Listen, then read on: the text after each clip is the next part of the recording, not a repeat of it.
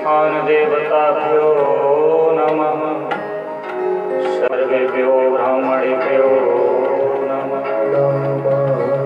सिद्धि बुद्धि सहिताय श्रीमन्महागणाधिपतये नमः। वक्रतुंड महाकाय सूर्यकोटि समप्रभः निर्विघ्नं कुरु मे देव सर्वकार्येषु सर्वदा।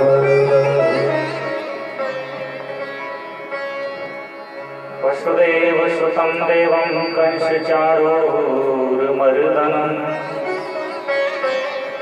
देवकी परमानन्दं कृष्णं वन्दे।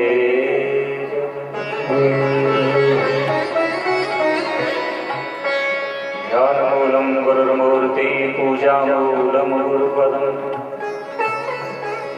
मंत्रमूलं गुरुर्वाक्यं मोक्षमूलं गुरुकृपा। चैतन्यं शाश्वतं शान्तं व्योमातीर्थं निरञ्जनं नारविन्दं कलातीर्थं तस्मै श्रीगुरुवे कृष्णाय वासुदेवाय हरे परमात्मने प्रणतक्लेशनाशाय गोविन्दाय नमः। कर्पूरगारं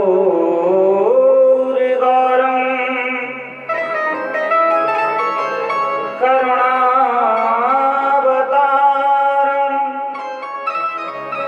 संसारसारं भुजगेन्द्रहारं सदा वसन्तं हृदयारविन्दे भवं भवानी सहितं नमामि। मनोजवं मारुततुल्यवेगं जितेन्द्रियं बुद्धिमतां वरिष्ठं वातात्मजं वानरयूथमुख्यं श्रीरामदूतं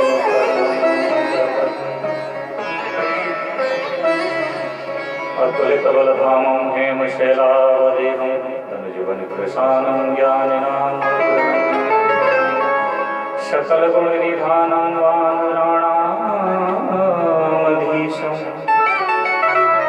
रघुपतिप्रियभक्तं वातजातं नमः।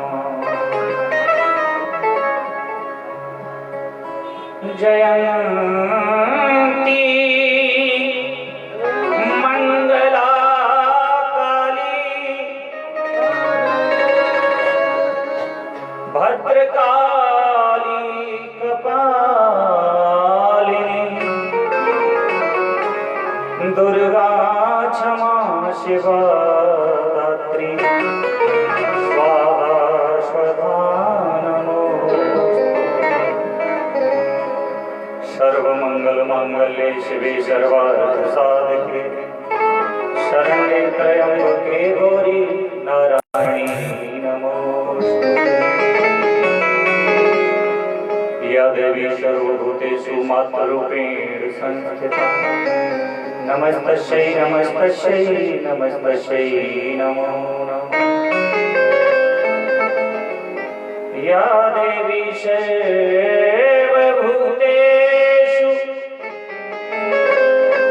विद्यारूपेण संस्थिता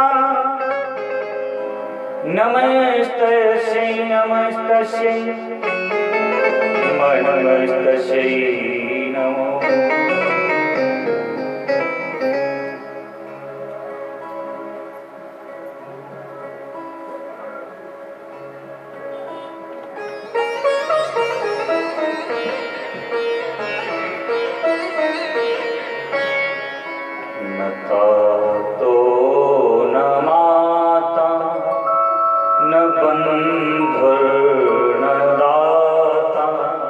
न पौत्रो न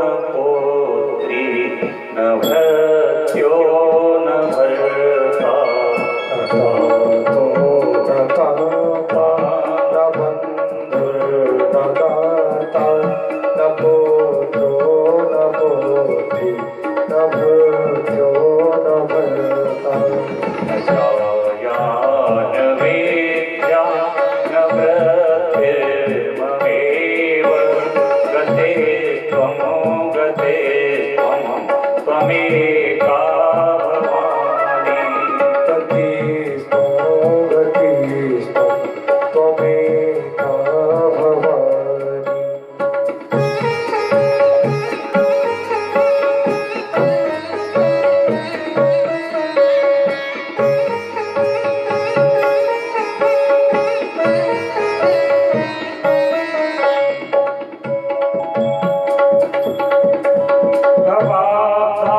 भवाभावपारे महादुःखभीरो भवापातपारे महादुःखवीरो पपातप्रकामी प्रलोभे प्रयन्तः प्रतापप्रकामी प्रलोभी प्रमत्त कुसंसारपाश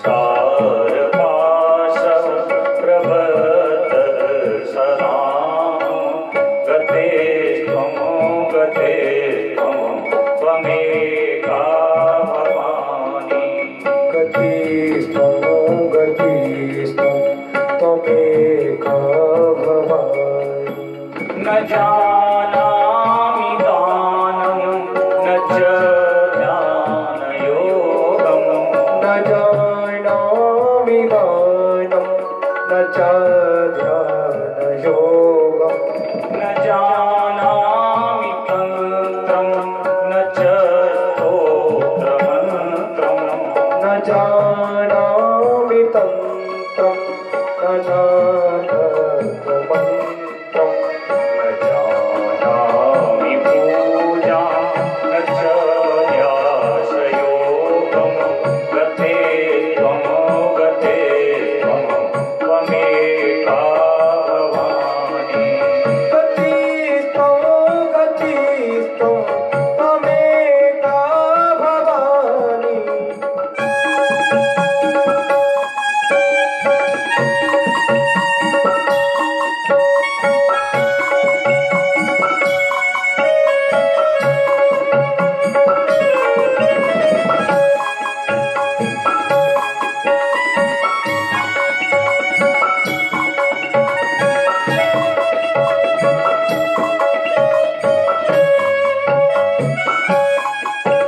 न जानामि पुण्यं न जानामि तीर्थम् न जानामि पुण्यं न जानामि तीर्थं न जानामि मोक्तिं लघ्वा कदाचित् न जानामि मोक्तिं जगवा कदाचित् न जानामि भक्तिं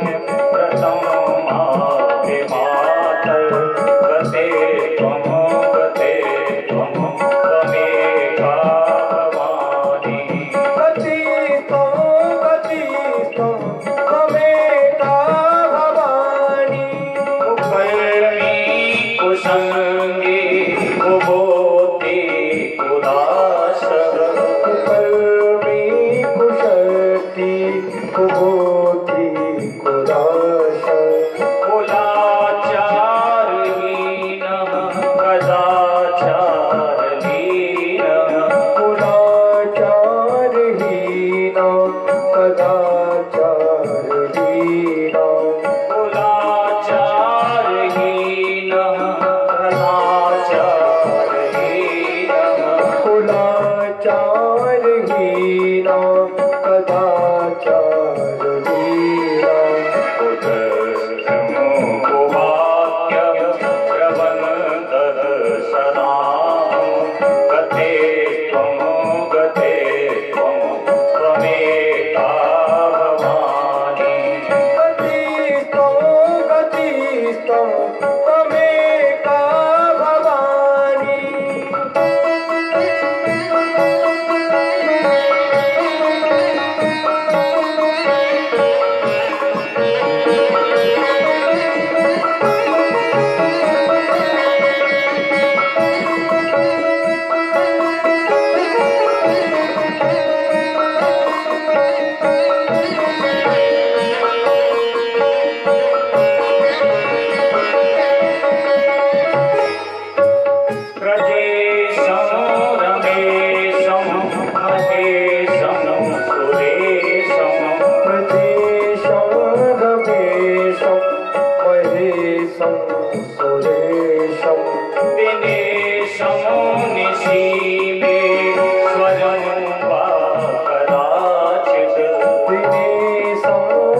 सिद्धि सुरेशं कदाचित् अजानामि चान्यत् सदाहं शरणे गते त्वं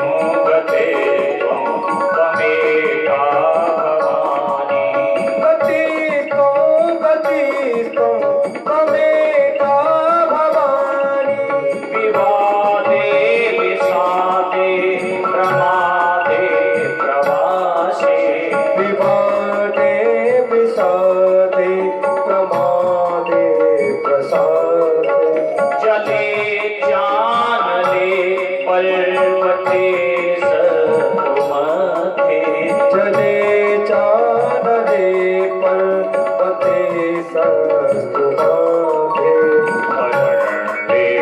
शरणे सदा प्रपाहि गते त्वं त्वमेका भवानि गतिस्त्वं त्वमेका भवानि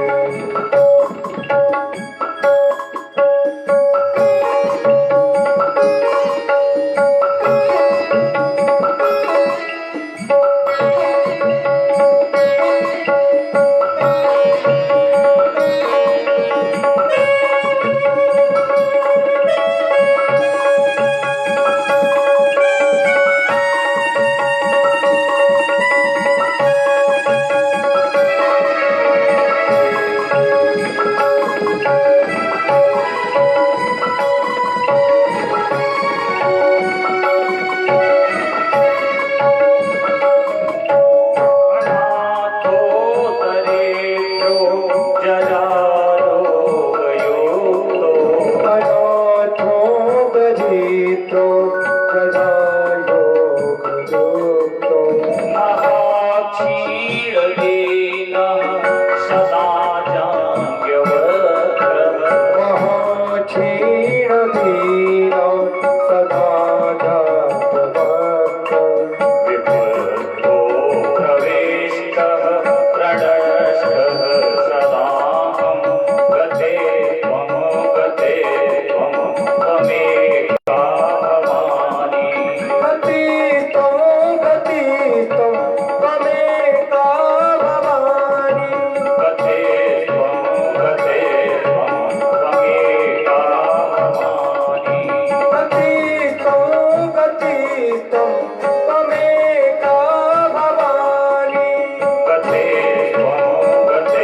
त्वं त्वमेका भवानि गतिस्त्वं त्वमेका भवानि गते त्वं त्वमेका भवानि गतिस्त्वं त्वमेका भवानि गते त्वं त्वमेका भवानि। बोलिए कात्यायनी माता की जय जगन माता की जय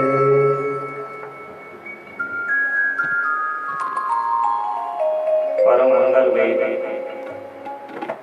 अकारण करुणा वर्णालय पक्वन वांछित पीताम्बरधारी परम प्रभु जगत नारायण उनकी अर्धांगिनी माँ अम्बा जगदम्बा पराकाष्ठा की वांगमय कृत मूर्ति श्रीमद् देवी भागवत महापुराण परम आदरणीय पूजनीय वंदनीय प्रातः स्मरणीय श्री सद्गुरुदेव भगवान के चरण कमलों में वंदन करते हुए परम मंगल में भूदेव सभी विप्रवर परम आदरणीय संत समाज दूर दराज से आए हुए सभी भक्तजन लक्ष्मी स्वरूपा माता बहन प्यारे प्यारे बच्चे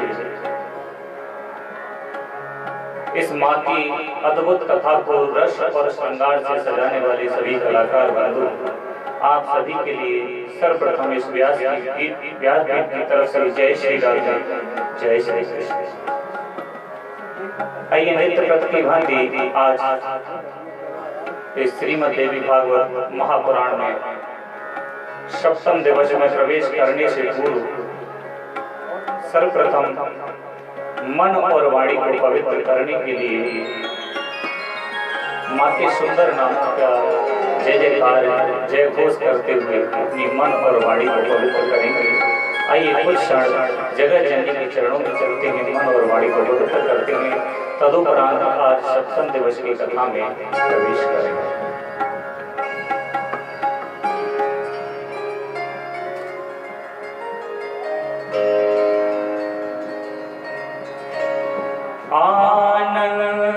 आनंदमयी चैतन्यमयी आनंदमयी चैतन्यमयी आनंदमयी चैतन्यमयी आनंदमयी चैतन्यमयी आनंदमयी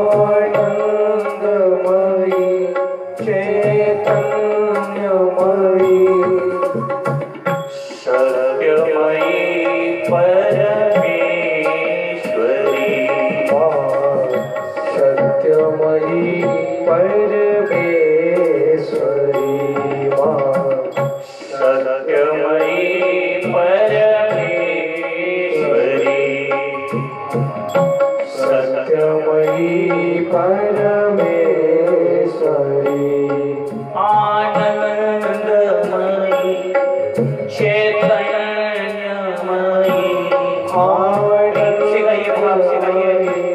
चैतन्यमयी आनंदमयी चैतन्यमयी आनंदमयी चैतन्यमयी सत्यमयी परमेश्वरी सत्यमयी परमेश्वरी सत्यमयी परमेश्वरी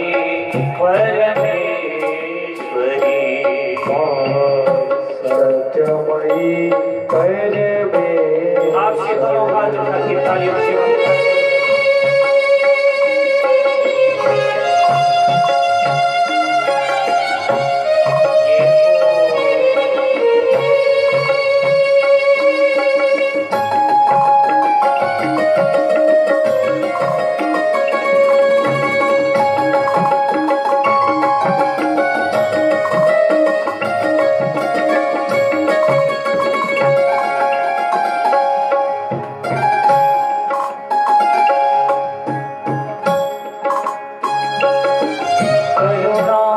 करुणामयी कृपामयी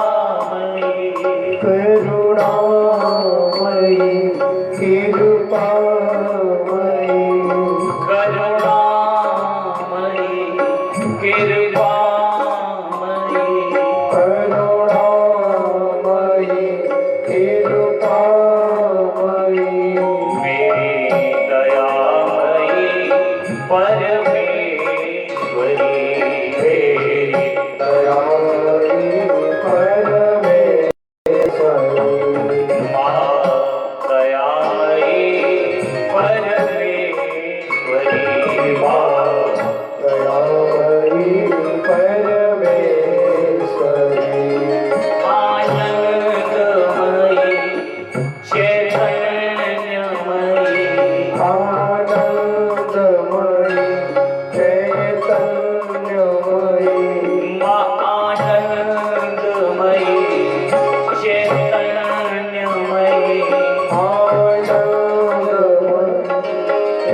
चैतन्यमयी सत्यमयी परमेश्वरी सत्यमयी परमेश्वरी सत्यमयी परमेश्वरी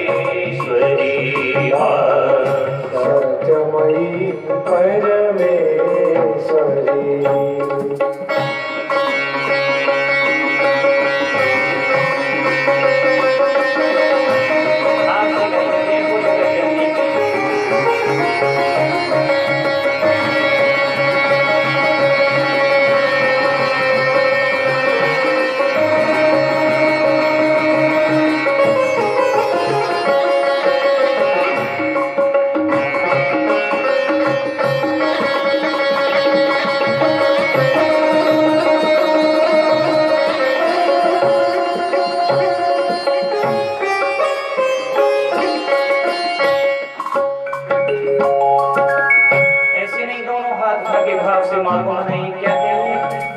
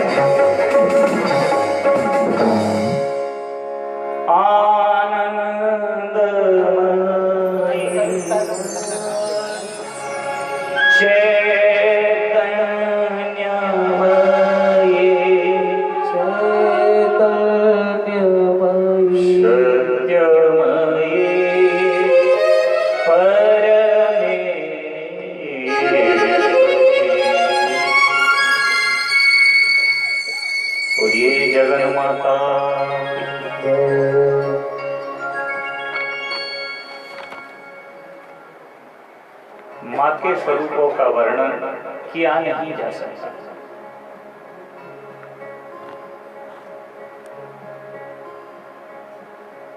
माँ अम्बा जगदम्बा इस संसार को उत्पन्न करने वाली है, इसका पालन पोषण करने वाली है और माँ ही इस संसार का प्रलय करने वाली है। इसलिए माँ को तीन ही रूपों में वही माँ लक्ष्मी है और वही माँ काली है। इसलिए तीन स्वरूप हैं जगत जननी के, आनंदमय, चैतन्यमय और सत्संग। और इन तीनों में तीन बातें, करुणामयी, माँ करुणामयी है, करुणामयी है, दयामयी है और कृपामयी है। श्री सूत जी महाराज शौनकादिक 88,000 ऋषियों को नैमिषारण्य के क्षेत्र में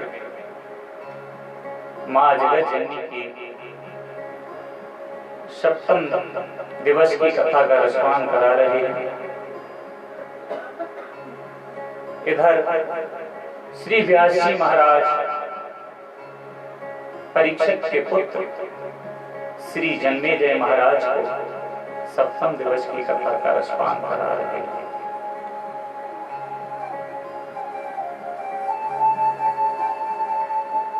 क्यों करा रहे हैं व्यास जी महाराज जन्मेजय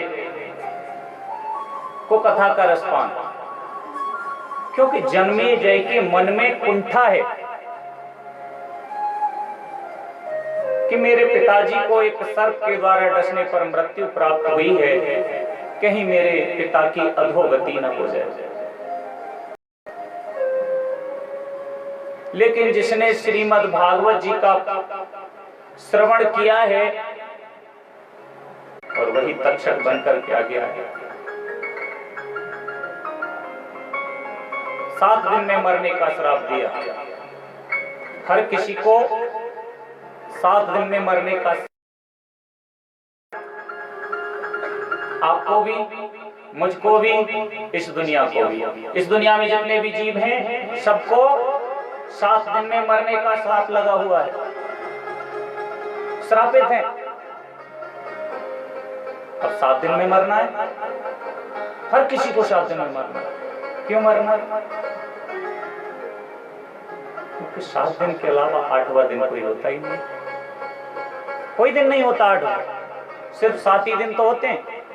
आप कीजिए, काउंटिंग कीजिए, रविवार, सोमवार, मंगलवार, बुधवार, गुरुवार, शुक्रवार, शनिवार और फिर रविवार।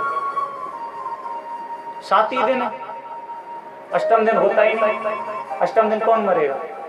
नहीं मरने वाला, 7 दिन में ही सबकी मुक्ति होगी। तो सब दिवस में मरने का श्राप दिया है सबके दंशन के, और वही हुआ।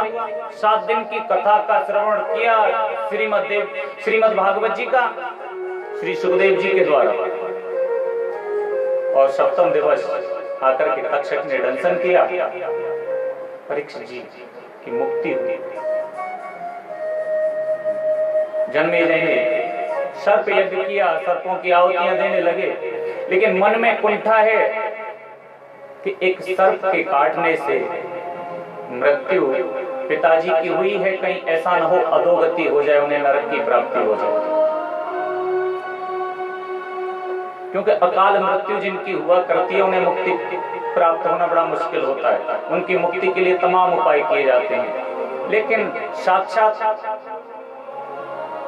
भगवान का स्वरूप श्री सुखदेव जी महाराज जिसके सामने बैठे हो 7 दिन तक, उन्होंने उन्हें कथा का श्रवण कराया हो, कहीं उसकी अधोगति हो सकती है? नहीं। लेकिन जन्मेजय के मन में कुंठा थी, इसलिए इस कुंठा को लेकर के श्री व्यास जी महाराज के पास पहुंचे। श्री व्यास जी ने कहा, अगर आपको ऐसा लगता है तो मैं श्रीमद् देवी भागवत की कथा का पारायण आपको कराता हूँ, जिसके श्रवण मात्र से आपके पिता की अधोगति नहीं होगी, मुक्ति हो जाएगी। ऐसी है माँ की ये कथा।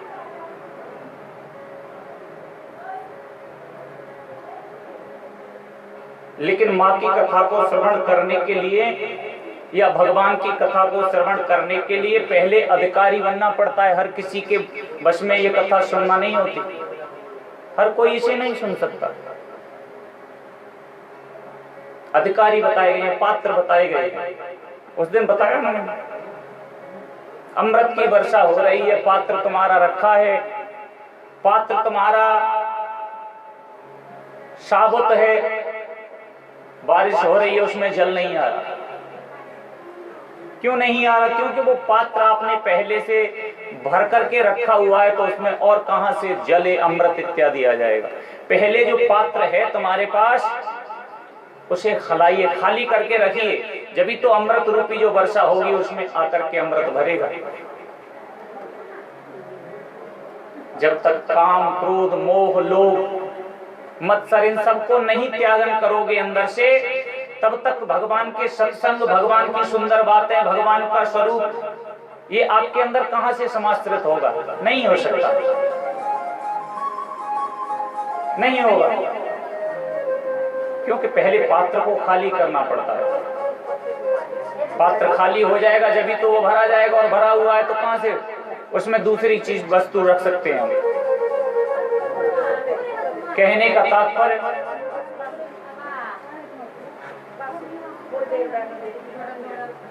पहले पात्र को खाली करना पड़ेगा, अधिकारी बनना पड़ेगा,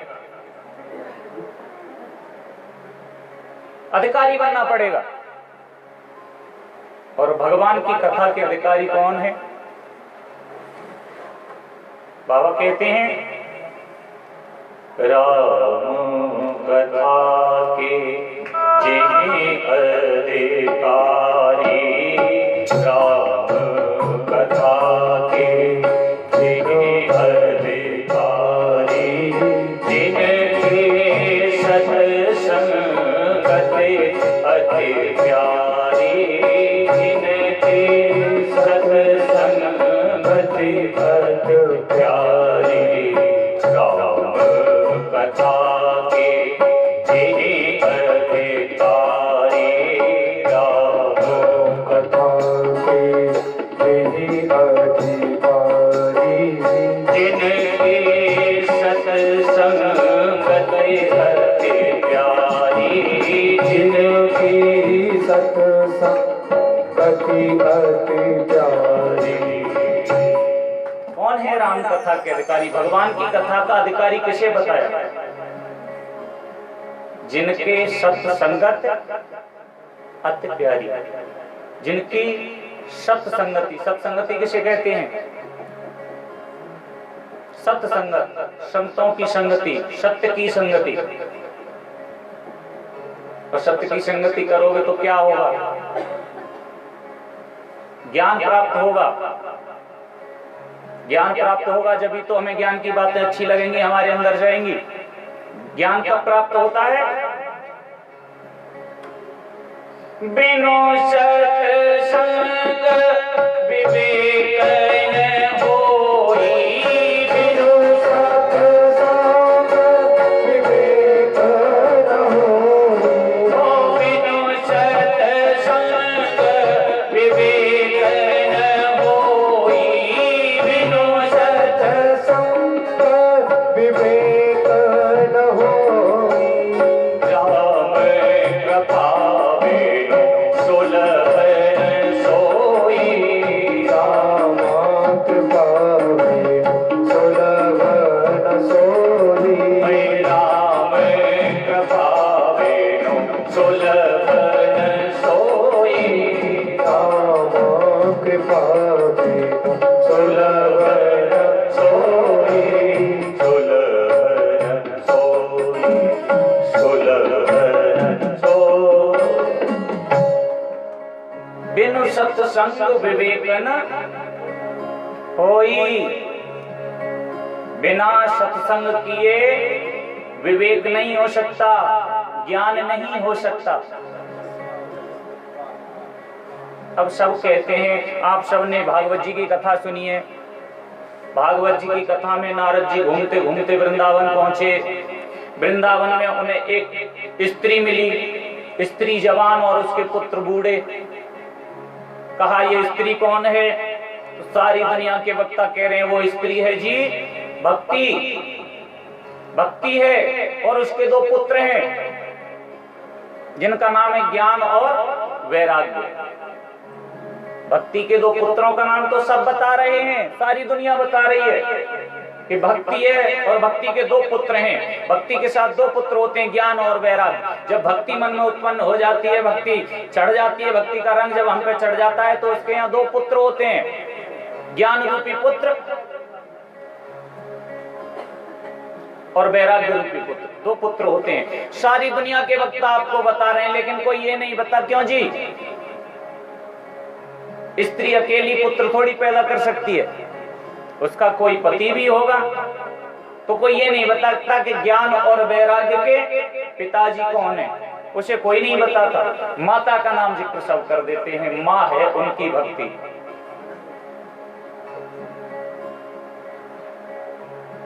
भक्ति के पति कौन है? भक्ति के पति हैं सत्संग, संतों का संग। कौन है? भक्ति के पति। भक्ति का विवाह किसके साथ होता है? सत्संग के साथ। सत्संग करोगे वहां भक्ति उत्पन्न होगी, और जब सत्संग करोगे भक्ति उत्पन्न होगी, जब जाकर के ज्ञान और वैराग्य की प्राप्ति होगी, जब पुत्र होंगे ज्ञान वैराग्य रूपी। लेकिन सारी दुनिया के वक्ता कहते हैं ज्ञान वैराग्य और भक्ति, लेकिन सत्संग के बारे में कोई नहीं कहता कि इनके भक्ति के पति के बारे में वर्णन किया जाए। तो कह रहे हैं राम कथा के जय अधिकारी, जिनकी सत्संगत अधिकारी, जिनकी सत्संगति बहुत प्रिय है, वो राम कथा के, भगवान की कथा के, माँ की कथा के अधिकारी हैं।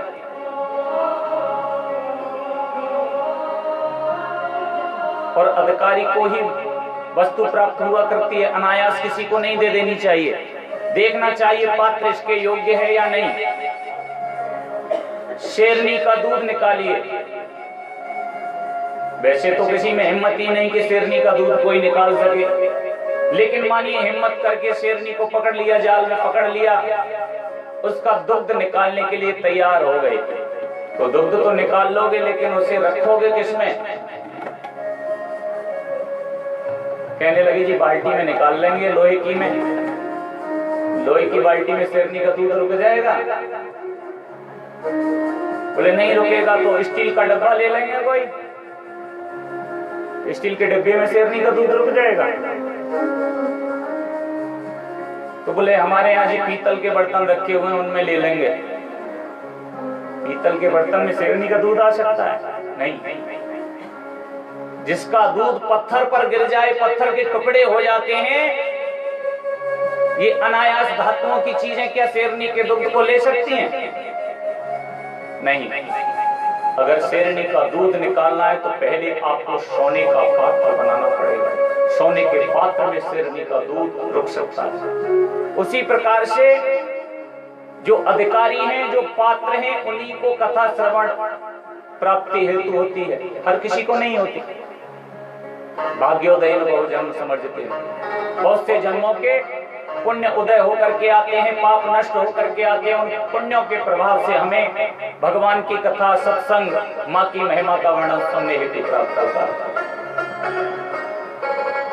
अब भक्त भी कई प्रकार के होते हैं, कथा में आते हैं, सत्संग में आते हैं, बहुत से भक्त आते हैं। भक्तों की विशेषताएं बताई हैं, भक्त कितने प्रकार के होते हैं। भक्त जो होते हैं वो 4 प्रकार के हुआ करते हैं। कितने? 4 प्रकार के। आप कौन से नंबर के हो? नहीं पता। बाबा ने कहा है 4 प्रकार के भक्त हुआ करते हैं। बाबा तुलसीदास जी वर्णित करते हैं। जब ही नाम जल आरती भारी, जब ही नाम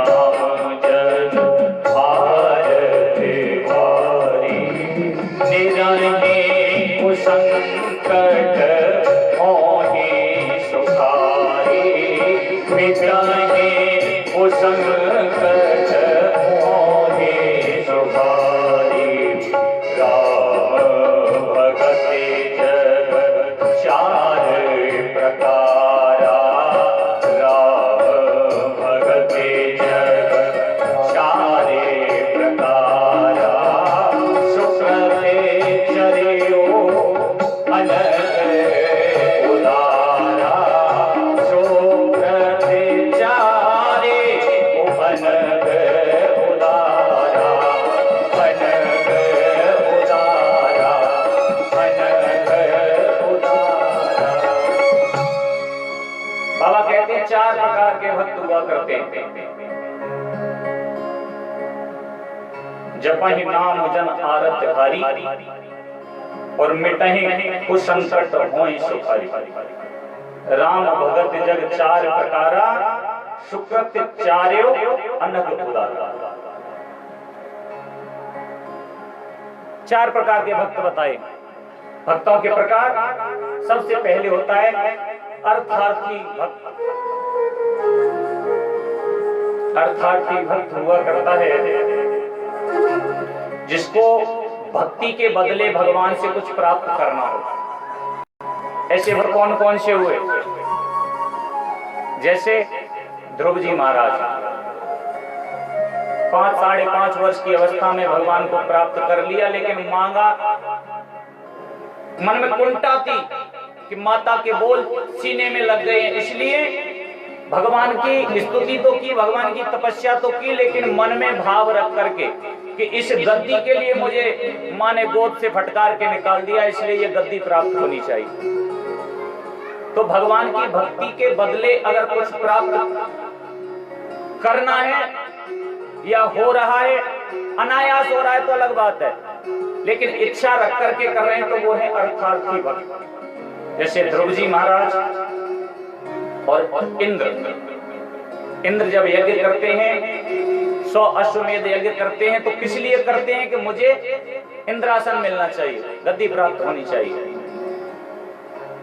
पहले प्रकार के भक्त बताए अर्थार्थी भक्त, जिनको भगवान से कुछ मांगने की इच्छा होती है भक्ति के बदले। दूसरे होते हैं आर्त भक्त। आर्त जो दुखी भक्त होते हैं। दुख होता है जब भी भगवान को याद करते हैं, दुखी होकर के भगवान को याद करते हैं। और जब दुखी होकर के भगवान को याद करते हैं, भगवान आते हैं। ये दूसरे नंबर के भक्त। इनमें गिनती किसकी आती है? बोले गज। गज मीन्स हाथी। हाथी के साथ ग्रह का युद्ध हुआ और सब सहारे टूट गए। जब सब सहारे टूट गए तो आर्त भाव से भगवान को पुकारा। उसी प्रकार से जीव है, जब तक इसको सब सगे संबंधी समाज दिखता है, सबकी तरफ हाथ फेंकता है, ये भी मेरा, ये भी मेरा, ये भी मेरा। लेकिन जब सब साथ छोड़ देते हैं, जब याद आती है भगवान की, दुखी होकर के, तो आर्त भक्त में आते हैं गज और द्रौपदी। द्रौपदी को भी पूर्ण विश्वास था कि मेरे 5 पति हैं और बड़े बलवान हैं, मुझे किसी की आवश्यकता नहीं पड़ेगी। ये दूसरा सन मेरा चीर खींच रहा है। पतियों की तरफ देखा, ये महा बलशाली हैं, ये मेरी मदद करेंगे, लेकिन किसी ने की नहीं की, सबने नीचे गर्दन डाल ली। और दिखा अब कोई जब सहारा नहीं है तो दोनों हाथ उठाकर भगवान को पुकारा। तो आर्त दूसरे नंबर के भक्त होते हैं। आर्त जो दुखी होते हैं, दुखी होकर के भगवान को बुलाते हैं। और एक होते हैं तीसरे नंबर के जिज्ञासु भक्त। जिज्ञासु भक्त मतलब जिनको भगवान को जानने की जिज्ञासा उत्पन्न होती है, भगवान को जानने की इच्छा प्रकट करते हैं, भगवान कौन है उनके बारे में जानकारी लेना चाहते हैं। इस प्रकार के भक्त कौन हुए? श्री प्रहलाद जी महाराज। श्री प्रहलाद जी महाराज 9 प्रकार से भक्ति की उन्होंने। श्रवणम कीर्तनम विष्णु स्मरणम पाद सेवनम अर्चनम वंदनम दास शक्य आत्मनिवेदन। 9 प्रकार से भक्ति की भगवान की। भगवान को जानने की जिज्ञासा उत्पन्न थी दिल में, इसलिए तीसरे नंबर के भक्त जिज्ञासु भक्त, जिनमें नाम आता है श्री प्रहलाद जी महाराज। एक चौथे प्रकार के भक्त और होते हैं, जो होते हैं ज्ञानी भक्त, जिनको ज्ञान हुआ करता है। भगवान को जान करके ज्ञान की प्राप्ति करते हैं। इस प्रकार के भक्त कौन हैं? श्री सुखदेव जी महाराज। ज्ञानियों में अग्रणी नाम आता है श्री सुखदेव जी महाराज। इसलिए 4 प्रकार के भक्त बताए हैं। जिस प्रकार से 4 प्रकार के भक्त बताए गए हैं, श्रोता कितने प्रकार के होते हैं? 3 प्रकार के श्रोता होते हैं। 3 प्रकार के, बोले 1 नंबर के पहले होते हैं जी श्रोता। श्रोता का मतलब होता है ध्यान से कथा सुनना, समय से 5 मिनट 10 मिनट पहले आना। के होते हैं सरोता। सरोता मीन्स, सरोता होता है सुपारी काटने वाला, पान वाले की दुकान पर मिलेगा जिससे वो सुपारी काटता है। 3 नंबर के होते हैं सरोता। कथा में आए, बाहर से देखा, मंडप तो यहाँ ठीक बनवाया है, लेकिन थोड़ा गेट जो है ना, जरा यहाँ पर थोड़े केले के पत्ते और होते, आम के पत्ते और होते, बहुत सुंदर लगता। वहीं से प्रवेश किया और वहीं से सरोता काटना छाटना है, अंदर चले आए, आकर के कथा में बैठ गए। कथा करा रहे हैं, बड़ी सुंदर व्यवस्था की है, लेकिन व्यास अच्छा नियुक्त नहीं किया है। व्यास जी ठीक नहीं है, व्यास जी ठीक नहीं है। संगीत तो ठीक है, लेकिन व्यास जी कथा ठीक नहीं कह पाते। तो ये सब तो ठीक है, लेकिन कथा करा रहे हैं, प्रसाद ये अच्छी तरह से नहीं बांटते, प्रसाद ठीक नहीं है। और फिर जाते जाते वो तो ठीक है, लेकिन भीड़ भाड़ थोड़ी कम हो रही है। कहने का तात्पर्य वहां से लेकर के यहाँ आना और कथा को सुनना न सुनना एक बराबर, लेकिन काट छांट पूरी कर देना, ये 3 नंबर का श्रोता हुआ करता है। वो श्रोता नहीं, सरोता हुआ करता है। लेकिन कहते हैं भगवान की कथा में कभी भी काट छांट नहीं करनी चाहिए, शंका नहीं पैदा करनी चाहिए, नहीं करनी चाहिए। और ये तो माँ अम्बा जगदम्बा का परम मंगलमय स्वरूप श्रीमद् देवी भागवत है। मैं रोज श्रवण करा रहा हूँ, जहां भी ये श्रीमद् देवी भागवत की कथा हुआ करती है, वो जगह पवित्र मानी जाती है। तीनों लोकों में जाकर के यहाँ कोई गलती हो जाए उसका पश्चाताप नहीं कर सकते। कहीं भी चले जाओ, कहीं कोई गलती हो जाए, त्रुटि हो जाए, उस त्रुटि का पश्चाताप यहाँ आकर के हो सकता है, लेकिन यहाँ जो गलती करके जाओगे इसका पश्चाताप तीनों लोकों में कहीं होने वाला नहीं है। इसलिए माँ अम्बा जगदम्बा पराकाष्ठा जगत जननी का मंगलमय स्वरूप श्रीमद् देवी भागवत महापुराण की कथा जहाँ भी होती है, वहाँ बहुत शुद्धता बढ़ती जाती है। बहुत शुद्धता के साथ कथा का श्रवण करना चाहिए, नियमों का पालन करना चाहिए। फिर जगत जननी खुश होकर के आपके मन में जो भी संकल्प हुआ करता है, आपकी अर्जी को, आपकी अरदास को मां स्वीकार किया करती है। परसों की कथा में मैं निवेदन कर रहा था आप सभी से,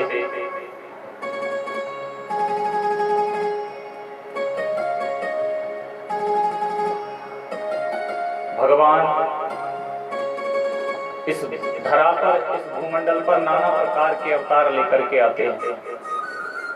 किस लिए आते हैं? भक्तों की इच्छा को पूर्ति करने के लिए। राक्षसों को मारने के लिए नहीं, राक्षसों को मारने के लिए आवश्यकता नहीं है उन्हें आने की। बैठे बैठे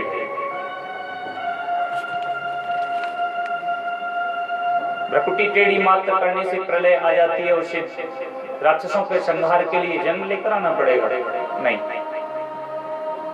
भक्तों के उपकार को चुकाने के लिए भगवान इस भूमंडल पर, इस धरा पर, इस पृथ्वी पर जन्म लेकर आते हैं।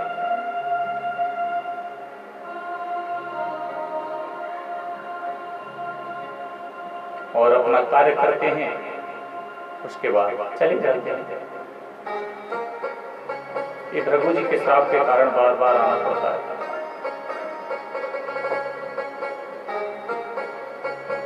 मैं उस दिन निवेदन कर रहा था, बात अधूरी रह गई थी। मैंने कहा था फिर किसी दिन इस बात को चर्चित करेंगे। श्री दशरथ जी महाराज ने पुत्रेष्टि यज्ञ किया। पुत्रेष्टि यज्ञ करने के बाद अग्निदेव चरु का प्रसाद लेकर उत्पन्न हुए।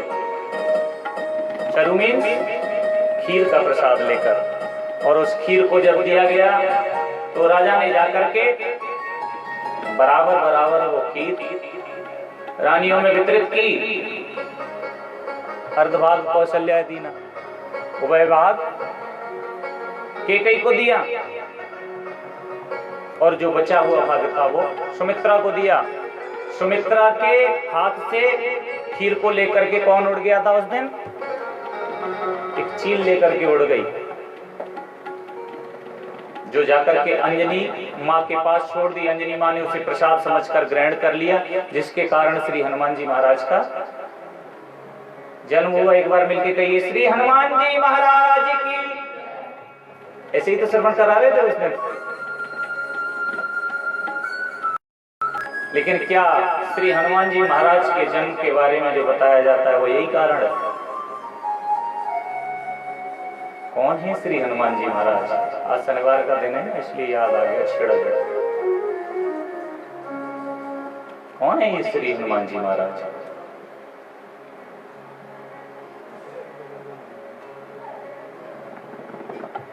एक वीर होता है और एक महावीर होता है। महावीर बोलते हैं ना श्री हनुमान जी महाराज को।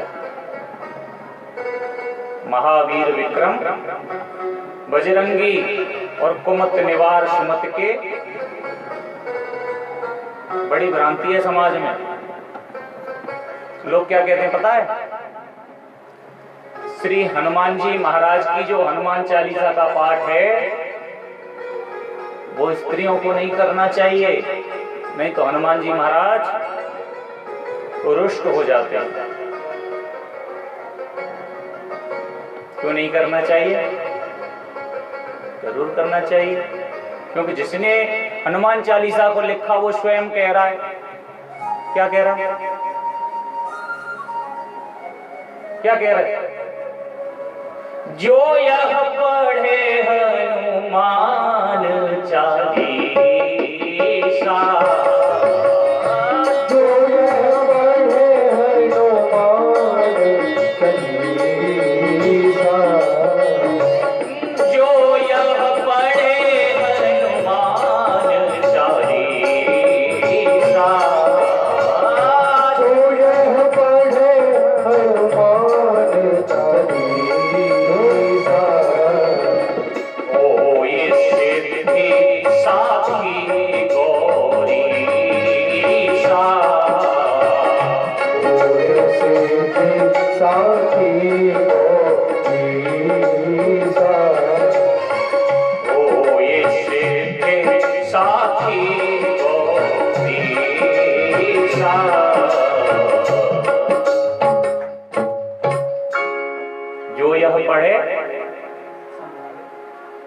जो यह पढ़े हनुमान चालीसा और हो सिद्ध साखी तो गौरीसा।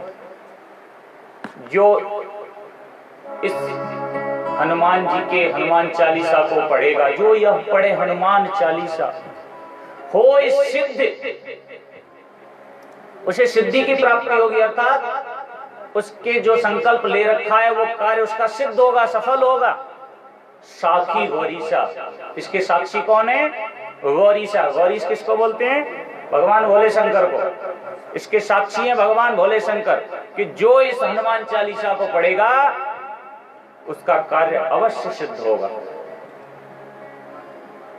तो इस बात का मतलब स्त्रियों से क्या रहा? बोले स्त्रियों को लिए तो फिर भी नहीं बताया कि पढ़नी चाहिए या नहीं। तो जो यह पढ़े हनुमान चालीसा, तुलसीदास जी ने ये लिख दिया, जो यह पढ़े हनुमान चालीसा, जो इस हनुमान चालीसा को पढ़ेगा। अगर श्री तुलसीदास जी महाराज मन में सोचते कि स्त्रियों के लिए वर्जित हनुमान चालीसा, तो इस चौपाई को ऐसे नहीं लिखते। कैसे लिखते? जो नर पढ़े हनुमान चालीसा, जो नर पढ़े हनुमान चालीसा। अगर पुरुषों के लिए होती तो नर लिखा होता, यह नहीं लिखा होता। इसलिए हनुमान चालीसा का पाठ कोई भी कर सकता है, स्त्रियां भी कर सकती हैं,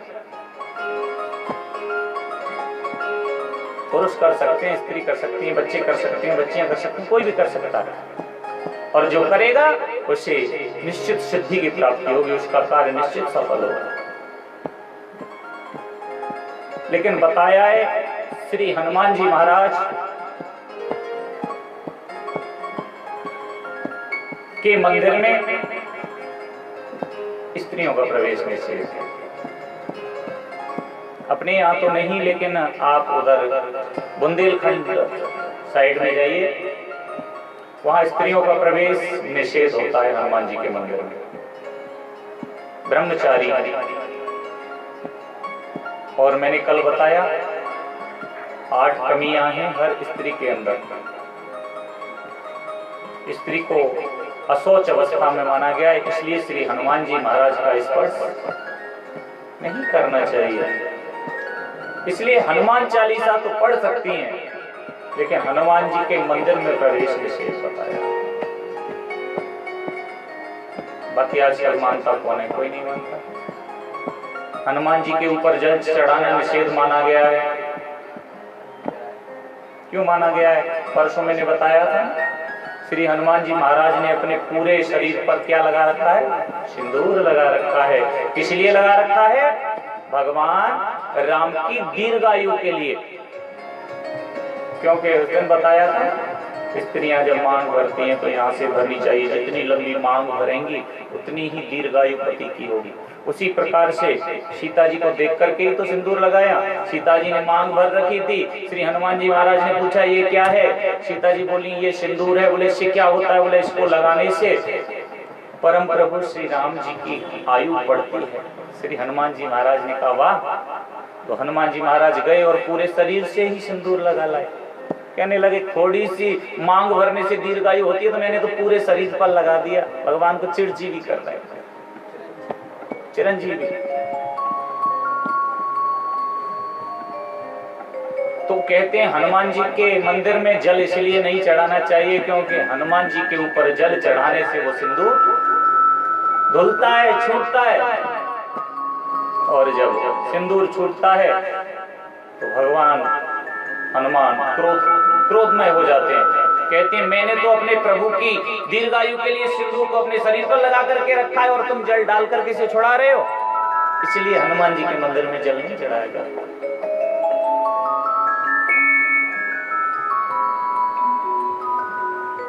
तो मैं निवेदन कर रहा था श्री हनुमान जी महाराज के जन्म के बारे में।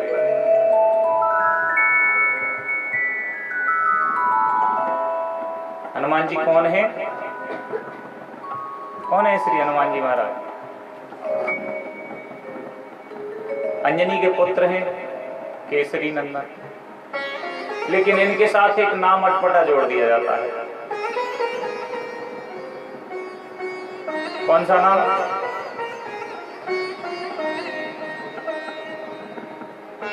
शंकर सुवन केसरी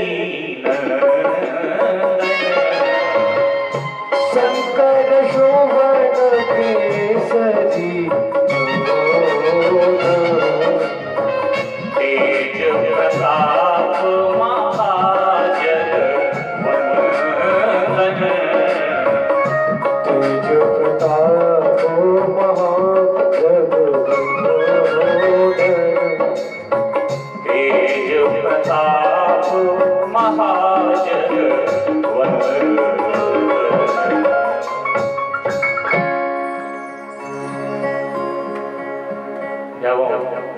अंजनी और केसरी के पुत्र हैं, तो शंकर जी का नाम क्यों जोड़ दिया? शंकर शोभन, शोभन बोलते हैं पुत्र को। शंकर जी के पुत्र हैं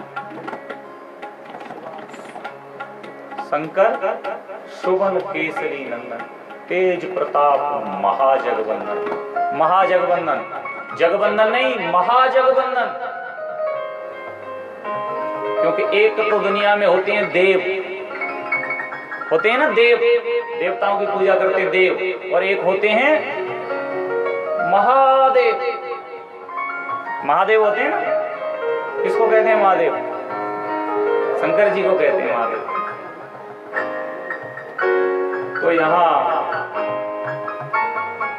श्री हनुमान जी महाराज के लिए बताया है महाजगवंदन, और वीर नहीं, महावीर।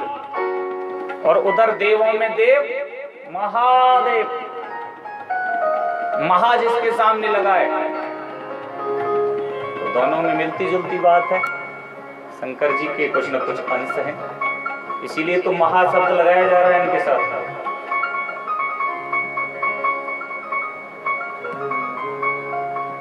शंकर जी के पुत्र हैं।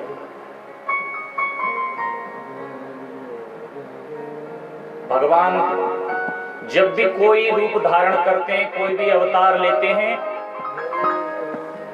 भगवान भोले शंकर उसे देखने के लिए अवश्य आते हैं। भगवान राम बन करके आए तो शंकर जी जोगी का भेष रख करके अयोध्या में आए। भगवान कृष्ण बन करके आए तो नंद बाबा के यहाँ भगवान भोले शंकर जोगी का भेष रख करके आए। कोई भी रूप धारण करें, भगवान भोले शंकर उसे अवश्य देखने के लिए आते हैं।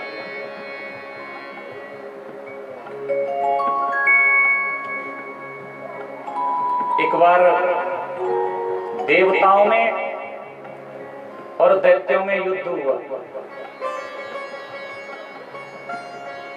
और युद्ध में दैत्यों ने देवताओं को परास्त कर दिया।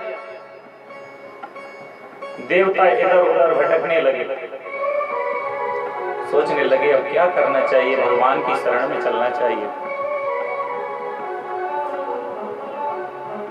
सभी देवता भगवान की शरण में गए। भगवान की शरण में जाकर के विष्णु भगवान शेष शैया पर शयन कर रहे हैं।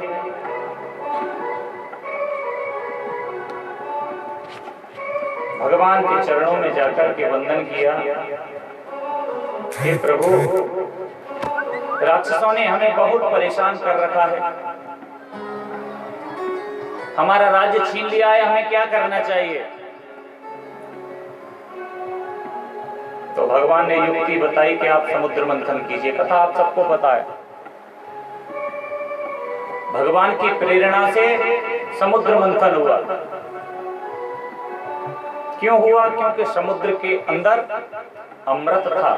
तो भगवान ने युक्ति बताई कि उस अमृत को निकाल करके आप पान कर लीजिए, आप उस अमृत को पीने से अजर अमर अविनाशी हो जाओगे और आपकी विजय निश्चित है। तो समुद्र मंथन को करने के लिए देवता राक्षसों के पास गए, दोनों में संधि हुई। संधि करके प्रस्ताव रखा गया कि जो महासमुद्र है, विशाल समुद्र है, इसका मंथन करने पर बहुत से रत्न हमें प्राप्त होंगे, इसका मंथन करना चाहिए। मंथन किया गया। मंदराचल पर्वत को राई बनाया गया, वासुकी नाग को नैती बनाई गई, और जब घर्षण हुआ, घर में देखा है ना आपने, दुग्ध जब मंथन करते हैं, दही बिलोते हैं, तो उसमें से क्या निकलता है? मक्खन निकलता है। उसी प्रकार से जब समुद्र का मंथन किया गया तो उसके अंदर जो भी पड़ा हुआ सामग्री थी अंदर प्राचीन काल की, वो एक एक करके ऊपर आने लगे। कल बताया ना, सबसे पहले विष निकला। विष मीन्स पॉइजन, जहर। और जब सबसे पहले जहर निकला अब जहर को कौन पिए? जहर को पीने के लिए कोई तैयार नहीं, क्योंकि जहर को जो पिएगा मृत्यु को प्राप्त होगा। और ऐसा वैसा जहर नहीं है, समुद्र से पहला रत्न निकला है, हलाहल जहर है, हलाहल विष है। का इसे कौन पान करे? सोचने लगे इस विष को पान करने की शक्ति तो सिर्फ देवों के देव महादेव में है।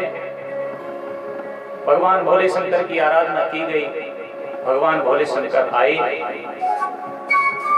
और कहते हैं उस हलाहल विष का पान कर लिया। पान कैसे किया? अंदर नहीं जाने दिया। उस हलाहल जहर को लेकर के रा बोला, रा जब बोलते हैं तो मुंह ओपन होता है, खुलता है। मुंह में रखा और म कह करके बंद कर लिया। राम, रा में मुंह ओपन हुआ और म में क्लोज हो गया, बंद हो गया। राम कह करके मुंह बंद हो गया। जो जहर था वो मुंह में रुक गया। अब सोचने लगे अंदर इस जहर को ले जाऊंगा तो क्या होगा? अंदर किसका वास है? भगवान भोले शंकर किसकी पूजा करते हैं, किसकी समाधि में बैठे रहते हैं? नारायण भगवान की। राम, भगवान राम उनके इष्ट हैं। सोचने लगे अगर ये जहर अंदर गया तो अंदर मेरे राम विराजमान है, उनको क्षति होगी, नुकसान होगी। तो कहने लगे मैं इसको अंदर नहीं जाने दूंगा। तो कहते हैं उस विष को यहाँ कंठ पर ले जाकर के रोक दिया, बाहर निकाला। बाहर निकालते हैं तो त्रिलोकी भस्म हो जाएगी। अंदर ले जाते हैं तो उनके इष्ट को पीड़ा होगी, कष्ट होगा, इसलिए कंठ में रोक दिया। भगवान का जहर पीने के कारण कंठ जो था वो नीला हो गया। और जब कंठ नीला हुआ तो भगवान का एक नाम पड़ गया। बोलिए नीलकंठ भगवान की।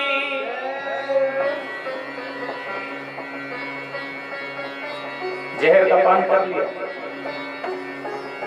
जहर का पान करने के बाद भगवान भोले शंकर विश्राम करने चले गए। क्या तात्पर्य है इसका? क्या है ये विष? क्या है ये हलाहल जहर? इस दुनिया की जो कड़वी बातें हैं, इस संसार के जो ताने हैं, इस संसार की जो बुराइयां हैं, ये सब हलाहल जहर है। और इनको कैसे पान करना है भगवान भोले शंकर बताते हैं। जो तुमसे कुछ भी कहता जाए, रा कह करके उसे लेते चलो और म कह करके बंद करते चलो, लेकिन उन बातों को अंदर मत जाने दो। अंदर मत जाने दो। कहां रोक लो? कंठ में रोक लो। हृदय में अंदर नहीं, न बाहर निकालो न अंदर जाने दो, कंठ में रोक लो। जो कह रहा है उसकी सुन लो। क्यों कि बाहर निकालोगे जहर रूपी उन बातों को तो आप, उसने एक बात कही आप दो बात कहोगे, लड़ाई झगड़ा होगा।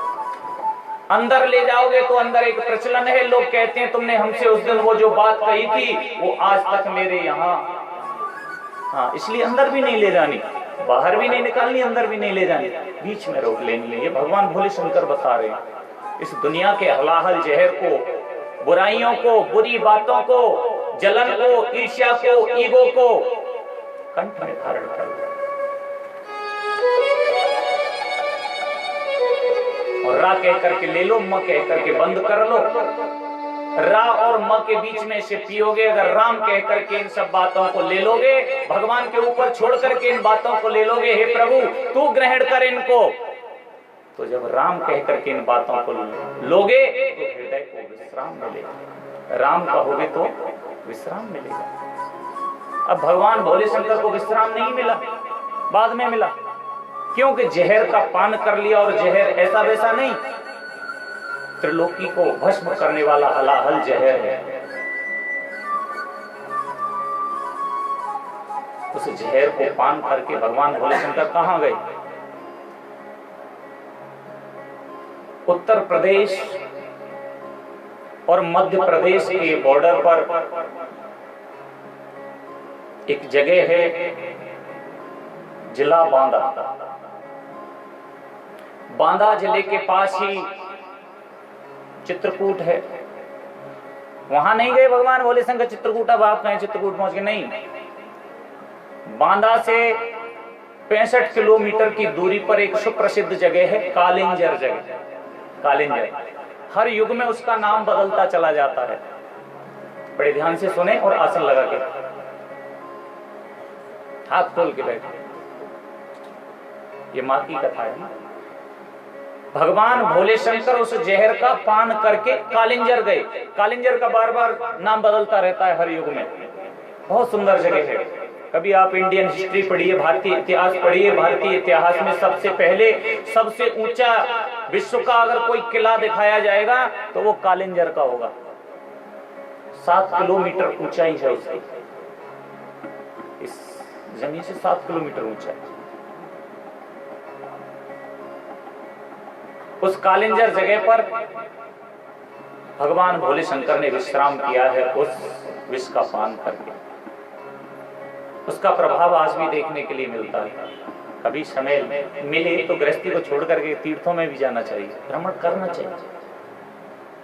कभी मौका मिले तो जाइए, देखिए। चारों युगों में अलग अलग नाम है उसका। वहां विशेषता क्या है? जब से लेकर के आज तक भगवान भोले शंकर विश्राम के रूप में बैठे हुए हैं। अब विश्राम कैसे? वहां पर बड़ी सुंदर महल बना हुआ है। भगवान भोले शंकर का एक मंदिर है। उस पूरे किले पर 4600 मूर्तियां हैं, नाना प्रकार की, तमाम, कोई भगवान की, कोई सुंदरता की, किसी भी प्रकार की तमाम मूर्तियां बनी हुई हैं। लेकिन जब मुस्लिम शासक आए, औरंगजेब ने आक्रमण किया, तो कहते हैं कालिंजर पर जब आक्रमण किया तो पूरे किले को नष्ट करना चाहा। जितनी भी मूर्तियां थी वहां जाकर के देखना, 4600 मूर्तियां हैं और 4600 मूर्ति में से आपको एक मूर्ति साबुत नहीं मिलेगी, सब खंडित मूर्ति मिलेंगी। वहां पर एक बहुत सुंदर मंदिर भगवान भोलेनाथ का, जिसका नाम कालिंजर है। कालिंजर जगह का भी नाम है और मंदिर का नाम भी कालिंजर है। वो उस मूर्ति की विशेषता, गर्मी के मौसम में जाइए, सर्दी के मौसम में जाइए, बारिश के मौसम में जाइए, उस मूर्ति के कंठ पर जाकर के आप अपना हाथ लगाइए, आप अपना कपड़ा लगाइए, आप कोई पात्र ले जाइए, पात्र लगाइए। उनके गले से हर समय 24 आवर्स एवरी टाइम पसीना बहता है। पत्थर की मूर्ति में से पसीना बहता है। वैज्ञानिकों ने खूब खोज की कि हो सकता है पत्थर के अंदर पानी होता है। पत्थर का चेक किया गया लेकिन कुछ पता नहीं चला। ऑटोमेटिक। कभी भी किसी मौसम में जाइए, जून के महीने में, मैंने कहा हो सकता है पानी डाल दिया गया हो, तो बोले महाराज जी आप 10 मिनट इंतजार कीजिए। मैंने कहा ठीक है। तो वहाँ पुजारी जो थे उन्होंने एक कॉटन का साफ कपड़ा लिया और पूरी मूर्ति को अच्छे से पोंछ दिया, साफ किया। मैंने कहा ठीक। 5 मिनट नहीं हुआ, तुरंत मूर्ति फिर गिर गई। मैंने कहा जी इसका क्या इतिहास है? तो उन्होंने बताया भगवान भोले शंकर ने जिस समय विष का पान किया, भगवान भोले शंकर उस विष को कंठ में लेकर के इधर उधर टहलने लगे। बहुत ग्रीष्म गर्मी की स्थिति बन गई, तो कहते हैं भगवान भोले शंकर ने एकांत कालिंजर में जाकर के भगवान का नाम स्मरण किया, समाधि ले ली। जब से लेकर के चारों युगों में कालिंजर में भगवान भोले शंकर विराजमान माने जाते हैं। उसके पास में ही एक सुंदर नदी है। अब आप अंदाजा लगाओ, 7 किलोमीटर ऊपर पहाड़ पर किला बना हुआ है। उस किले के अंदर पानी कहां से आ गया? पानी ऐसा, उसे ऐसे निगाह भर के देखोगे तो जी करेगा जीवन पर्यंत इसे देखते रहें। बिल्कुल नीला पानी, एकदम साफ स्वच्छ पानी। और आपको देखने के लिए बस इतनी सी ही कुंड दिखाई देगा, लेकिन जब जितना आप नीचे झुकते चले जाओगे उसकी गहराई पहाड़ के अंदर, खो के अंदर उतनी है, अथाह सागर है। खूब कोशिश की इसका पता चले कितना गहरा पानी है, लेकिन आज तक कोई पता नहीं चला। शुद्ध पानी एकदम प्रभु की कृपा। कहने का तात्पर्य भगवान भोले शंकर ने विष का पान किया और विष का पान करके भगवान भोले शंकर आराम करने वहां चले गए। नाना प्रकार के रत्न निकले वहां, वारुड़ी मदिरा निकली, मैंने कल बताया ना। आज का अमृत शराब भी निकली, और शराब को किसको दिया गया? दैत्यों को दिया गया, क्योंकि दैत्य बराबर के हकदार हैं। एक साइड से उन्होंने नीति को पकड़ रखा है, एक साइड से देवताओं ने पकड़ रखा है। मंथन हो रहा है, एक साइड देवता और एक साइड राक्षस हैं। तो मदिरा जब निकली तो राक्षसों को दी गई। जिसके योग्य जो कार्य था वो उसको प्रदान किया गया था, इसलिए जिसके योग्य जो वस्तु निकली, 14 रत्न निकले, बारी बारी से बांटते चले गए। हाथी निकला ऐरावत, इंद्र को दे दिया। उच्चश्रवा घोड़ा निकला, महाराज बलि को प्रदान किया गया।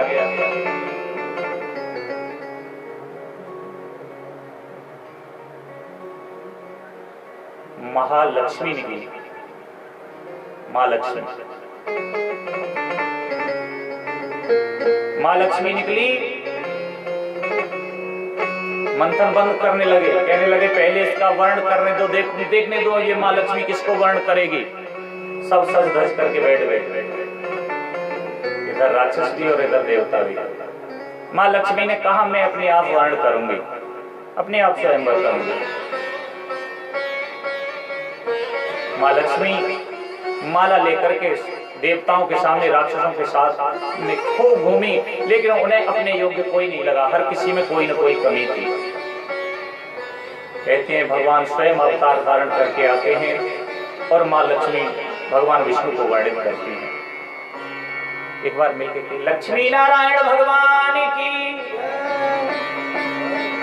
माँ लक्ष्मी ने श्री नारायण भगवान को वर्णित किया। अब समुद्र मंथन चल रहा है और समुद्र मंथन का अंतिम पड़ाव है। सबसे अंत में अमृत निकला। धन्वंतरी भगवान अमृत का कलश लेकर के निकले, और जब अमृत का कलश पहले विष निकलता है, मंथन करने पर पहले विष निकलता है, और अमृत कब निकलता है? सबसे पीछे निकलता है।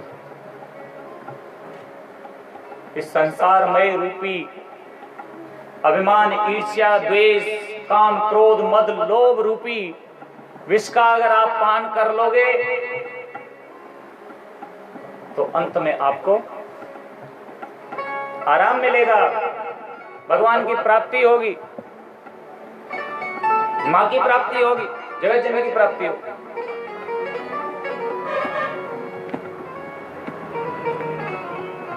अब जब अमृत निकला तो अमृत को देख करके अब तो कहने लगे मंथन बंद करो। मंथन बंद कर दिया गया। राक्षस महाबलवान थे, दैत्यों ने तुरंत दौड़ करके देवताओं के हाथ से उस अमृत के कलश को छीन लिया। देवताओं में और दैत्यों में थोड़ा सा फर्क हुआ करता है। देवता लोग जो होते हैं, इनको कोई वस्तु प्रदान की जाए, इनको कोई भोग प्रदान किया जाए तो ये मिल बांट करके खाते हैं। देखा है ना आपने, यज्ञ होता है तो आहुतियां दी जाती हैं सब देवताओं को, तो ये मिल बांट करके खाना पसंद करते हैं। लेकिन राक्षस लोग अकेला ग्रहण करना चाहते हैं। बलि के हाथ में गया अमृत का कलश, बलि ने उसे लेकर के पीना चाहा।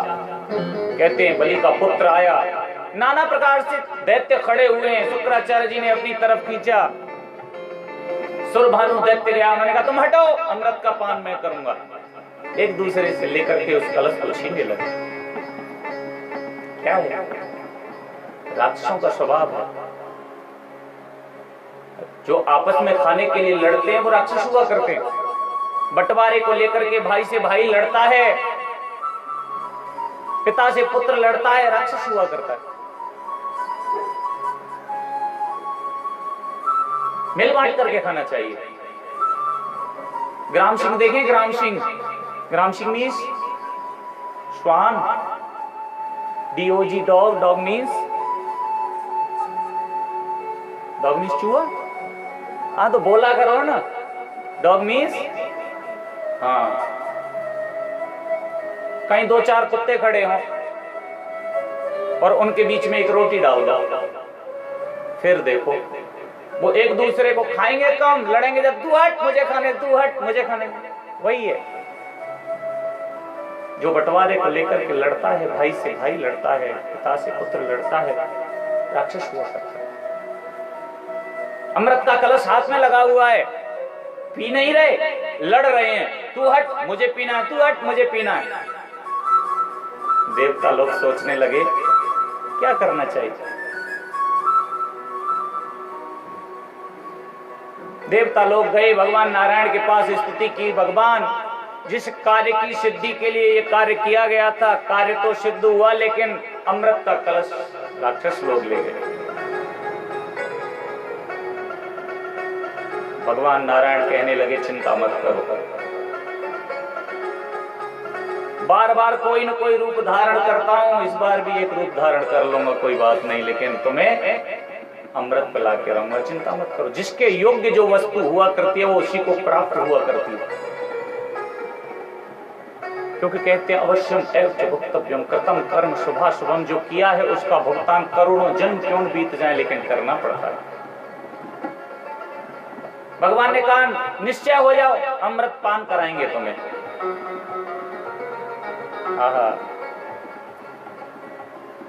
भगवान ने एक बड़ा सुंदर रूप धारण किया।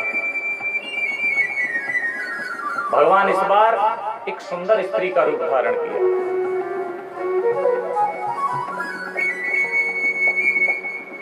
मां अंबा जगदम्बा परा अंबा का स्वरूप धारण किया और इतना सुंदर स्वरूप का वर्णन क्या किया जाए। सुंदर रूप स्त्री बनकर के भगवान पैरों में पायल मान, धीरे धीरे भगवान चलने लगे। इतनी सुकोमल स्त्री धीरे धीरे चलने लगे और जहां पर दैत्य लोग आपस में अमृत के लिए लड़ रहे थे वहां पर पहुंचे।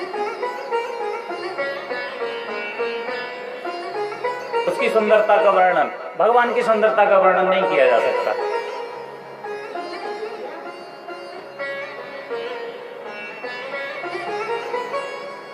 क्या वर्णन कर सकते हैं भगवान की सुंदरता का? भगवान की लीलाएं ना प्रकार से हुआ करती हैं।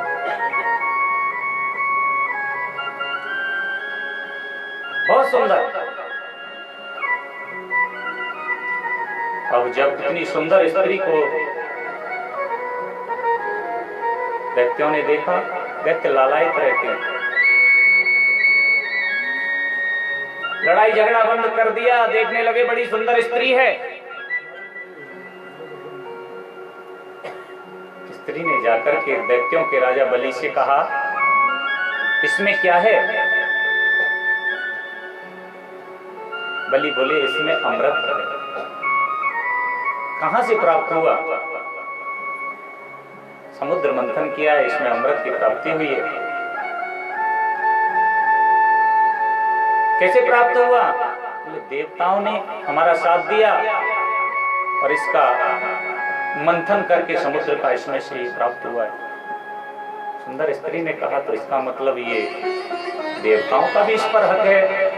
राक्षस बोले है तो हक, लेकिन अब हम इन देवताओं को इस अमृत को प्रदान नहीं करेंगे, देंगे नहीं। सुंदर स्त्री मुस्कुराई और भगवान का मुस्कुराना ही खतरनाक हुआ करता है। भगवान जब जब मुस्कुराते हैं तब तब माया प्रकट होती है। भगवान को आपने देखा होगा, किसी भी मूर्ति में देखिए, चित्रपट में देखिए, भगवान एकदम शांत रहते हैं, लेकिन भगवान जब जब मुस्कुराते हैं, नहीं तो भगवान हर समय चिंतन में रहते हैं। भगवान जब चिंतन करते हैं तो संकल्प करते हैं। भगवान ने मन ही मन संकल्प किया, चिंतन किया। भगवान मुस्कुराए, मुस्कुराए माया प्रकट हुई, और माया प्रकट हुई तो सारे जितने भी दैत्य सबके ऊपर माया का प्रभाव आ गया। सब लालायित हो गए, मोहित हो गए।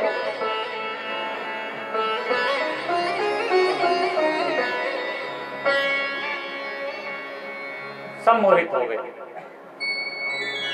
और मोहित होकर अब तो उस स्त्री की तरफ देखने लगे। उस स्त्री ने कहा, आप बुरा न मानो तो एक बात कहूं। जी जी कहिए। मैं चाहती हूँ, देखिए बराबर का हिस्सा है, उन्होंने भी मेहनत की है, आपने भी मेहनत की है, इस अमृत के कलश को मुझे प्रदान करो। दैत्य माया में थे, मोह में थे, उस कलश को मोहिनी भगवान के हाथों में दे दिया। और जैसे ही मोहिनी भगवान ने कलश हाथ में लिया, दैत्यों के राजा बलि से कहा, सुनो, ये जो कलश है ना अमृत का, ये समुद्र में बहुत पता नहीं कब से रखा हुआ है, तो इसमें ना अमृत जो है ना, जो गाढ़ा गाढ़ा अमृत है, रखे रखे नीचे चला गया है, और जो पतला पतला अमृत है ना वो ऊपर आ गया है। तो मैं ये चाहती हूँ, देखिए इनका भी बराबर का हक है। हाँ बराबर, क्योंकि भगवान ने माया फैला रखी है, जैसे जैसे स्त्री कहती है वैसे वैसे मानते हैं। इसमें जो ऊपर से पतला पतला अमृत है ना, इसको मैं चाहती हूँ देवताओं को पिला दूं, और नीचे नीचे जो गाढ़ा अमृत है ना वो तुम्हें बाद में पिलाऊंगी, सारे दैत्यों को पिला दूंगी। दैत्य बोले, बहुत समझदार, बहुत अच्छी बात कही है आपने, हमारे हित की बात कही है, हम तैयार हैं, पिला दो। तो कहते हैं, प्रिय भक्तों,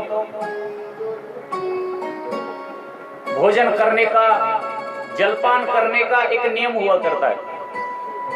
कभी खड़े होकर भोजन नहीं करना चाहिए, कभी खड़े होकर के जलपान नहीं करना चाहिए, बैठ के ही भोजन करना चाहिए, बैठ करके ही जलपान करना चाहिए। अब मोहिनी भगवान ने कहा, सुनो, आप सब पंक्ति लगाकर बैठ जाओ। पंक्ति मीन्स लाइन लगाकर बैठ जाओ। क्रमबद्धता से लाइन लगाई गई, एक तरफ देवता लोग बिठा दिए गए और इधर राक्षस लोग। भगवान की माया के वशीभूत हैं सब, जगत जननी का साक्षात स्वरूप भगवान ने मोहिनी रूप धारण किया। माँ अम्बा जगदम्बा पराम्बा की महिमा को कौन जान सकता है, क्या करने वाली है। आज माँ अम्बा जगदम्बा पराम्बा का स्वरूप लिए भगवान मोहिनी अमृत के कलश को लेकर के देवताओं की तरफ गए। सबसे आगे देवराज इंद्र बैठे हुए हैं। देवराज इंद्र ने दोनों हाथ किए और कहते हैं, जैसे ही दोनों हाथ लगाए, मोहिनी भगवान ने अमृत पिलाना शुरू किया। एक देवता को पिलाया, इंद्र को पिलाया, वरुण को पिलाया, अग्निदेव को पिलाया, धर्मराज को पिलाया, चित्रगुप्त को पिलाया। एक एक करके सारे देवता पंक्ति से बैठे हुए, सबको पिलाने। दैत्यों में एक दैत्य बहुत निपुणता, बहुत चतुरता, बहुत बुद्धिमान था। उसने मन में विचार किया, अमृत भी कभी दो प्रकार का होता है। समझ गया इसमें कोई न कोई देवताओं की चाल है। कहते हैं उस दैत्य का नाम सुरभानु दैत्य था। तुरंत खड़ा हुआ और जाकर के देवताओं के बीच में बैठ गया। और कहां जाके बैठा, कौन से देवता के बीच में बैठा? इधर श्री सूर्यदेव बैठे हुए हैं और इधर श्री चंद्रदेव बैठे हुए। बीच में जाकर के राहु बैठे। सूर्य और चंद्रमा के बीच में राहु सुरभानु दैत्य बैठ गए। राहु तो बाद में होगा, सुरभानु नाम का दैत्य। नंबर आया, मोहिनी भगवान बारी बारी से सबको अमृत पिलाते चले गए। सूर्यदेव का नंबर आया। सूर्यदेव ने दोनों हाथों से अमृत का पान किया।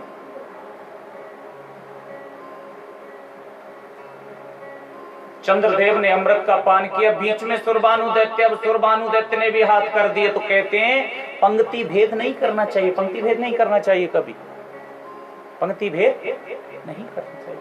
क्यों? जद्यपि जग दारुण दुख नाना,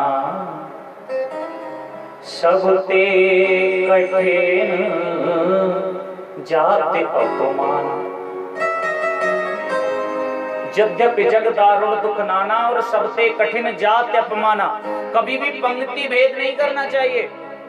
एक पंक्ति में सब लोग बैठे हुए हैं, एक को तो आप रसगुल्ला दे रहे हो, दूसरे को पूड़ी दे रहे हो, ऐसा नहीं, सबके लिए बराबर होना चाहिए, पंक्ति भेद नहीं करना चाहिए।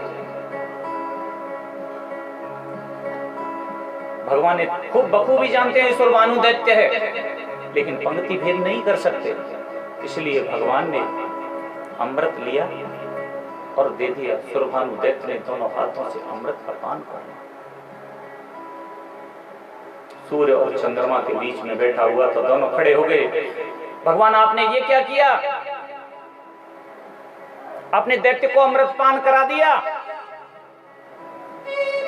अमृत सब देवता पी चुके हैं, अमृत खत्म हो चुका है। भगवान ने कहा ये सुरभानु दैत्य है, हाँ इसने अमृत का पान कर लिया। कहते हैं भगवान आवेश में आकर के अपने सुदर्शन चक्र का आवाहन किया और कहते हैं सुदर्शन चक्र को छोड़ा। सुदर्शन चक्र को जैसे ही छोड़ा, सुरभानु जो दैत्य है उसकी गर्दन को चक्र ने काट डाला। चक्र लौट करके भगवान के पास वापस आ गया। अब ध्यान दीजिए, बहुत ध्यान देने की बात है। जब गर्दन कट गई तो सुरभानु दैत्य को मर जाना चाहिए, लेकिन सुरभानु दैत्य मरा नहीं, धड़ अलग हो गया और सिर अलग हो गया। अमृत का पान कर चुका है,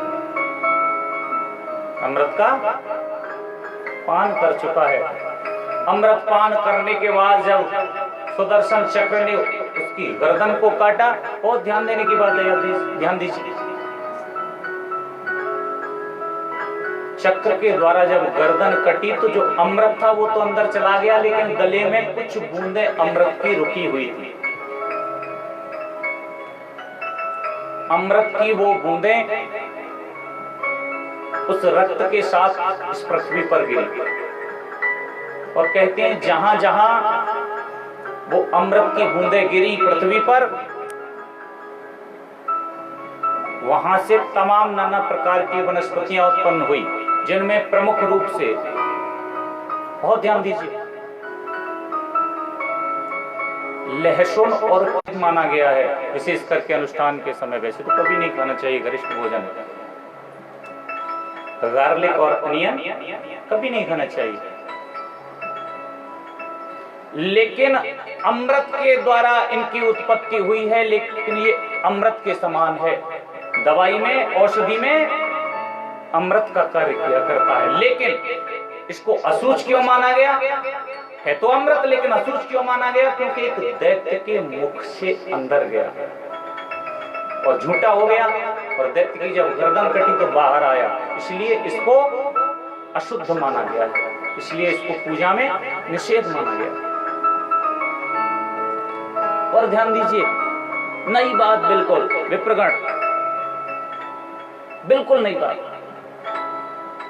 सुरभानु दैत्य का सिर कट गया, दो भाग हो गए। अब जब दो भाग हो गए, सुरभानु दैत्य की मां कौन है? नीलिमा देवी। नीलिमा दौड़ करके आई, हे प्रभु आपने ये क्या कर दिया? मेरे पुत्र को आपने मार डाला, मेरा तो कोई सहारा नहीं, एक ही मेरा पुत्र था। मां की ममता महान हुआ करती है। नाना प्रकार से विलाप करने लगी, हे प्रभु आपने मेरे पुत्र को मार डाला, मैं किसके सहारे जिंदा रहूंगी?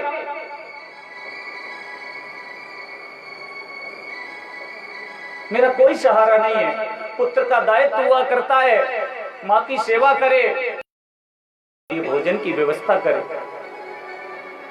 जब तक पति होता है, जब तक पति का दायित्व हुआ करता है, पत्नी की रक्षा करे, पत्नी के लिए भोजन इत्यादि हर चीज की व्यवस्था करे, संतान की रक्षा करे, संतान के लिए हर चीज की उपलब्धि करे।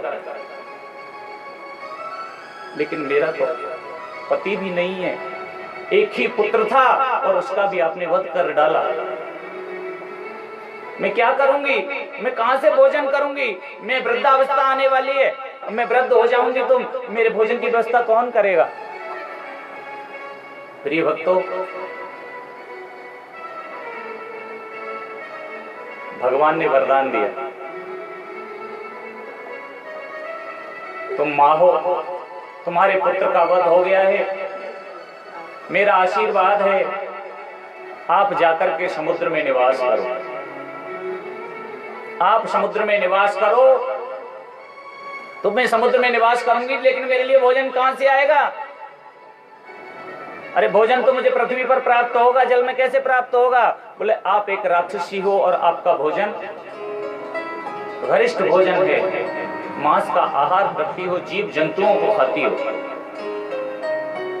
और आप जब वृद्ध हो जाओगी चल फिर नहीं पाओगी, इसलिए आप समुद्र में जाकर के निवास करो। और मेरा आशीर्वाद है, समुद्र के ऊपर होकर के जो भी जीव जंतु निकला करेगा उसकी परछाई आपको जल में नीचे दिख जाया करेगी, और जब आपको जल में उनकी परछाई दिखा करे आप तुरंत उसको अपनी श्वास के माध्यम से अपने पास खींच लिया करना, आपके भोजन की व्यवस्था हो जाया करेगी, जिसका वर्णन आप सबको पता है। सुंदर कांड में जिस समय श्री हनुमान जी महाराज मां जानकी की खबर लेने के लिए जाते हैं तो एक राक्षसी से मिलन होता है। ये वही राक्षसी है जो परछाई देख करके श्वास के द्वारा अपनी तरफ खींच लिया करती थी। श्री हनुमान जी महाराज ने आगे चल करके उसका उद्धार किया। अब सुरभानु नाम के दैत्य ने अमृत का पान कर लिया। अमृत का पान किया तो दो हिस्से हो गए। अब उसके अमृत का पान कर चुका है, भगवान भूल गए ये अमृत का पान कर चुका है, दो टुकड़े तो कर दिए लेकिन अमृत पी चुका है। कहते हैं दोनों जुड़े नहीं, दोनों में अलग अलग जीव उत्पन्न हो गए। देवताओं ने कहा प्रभु ये क्या है? बोले इसने अमृत का पान कर लिया था इसलिए ये मरेगा तो नहीं, लेकिन इसको दो भाग हो गए। आज से इस सुरभानु के दो नाम हो गए, राहु और राहु। जो सिर था उधर राहु चला गया और जो धड़ था वो केतु बन गया, दो भाग कर दिया।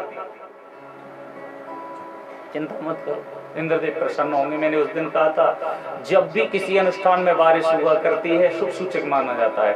2-3 बार तो हो गई, अभी चिंता मत करो, एक आध बार और हो जाएगी। और वैसे भी बहुत मौसम गर्म हो गया था। हम वहां से आए थे तो यहाँ ठंड का मौसम था, अब 2 दिन से गर्म जैसा लग रहा है। लेकिन आज सबसे बात हुई थी, हमने कहा चिंता मत करो, आज भगवान चाहेगा तो फिर से पहले जैसा हो जाएगा।